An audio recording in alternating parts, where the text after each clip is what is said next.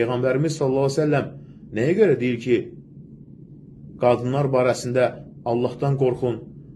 Vida həccində dedi Peyğəmbərimiz 100.000 sahabənin önündə.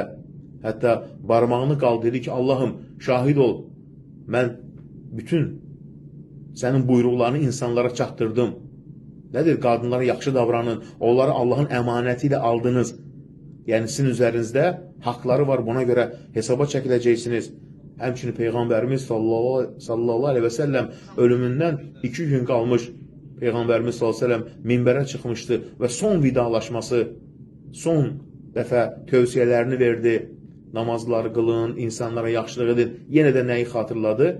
Qadınlara yaxşı davranın. Həmçinin maddi təminat. Peyğəmbərimiz sallallahu aleyhi və səlləm nə buyurur? Baxmaqla məsul olduğu kimsələri zay etməsi bir insana günah olaraq kifayətdir.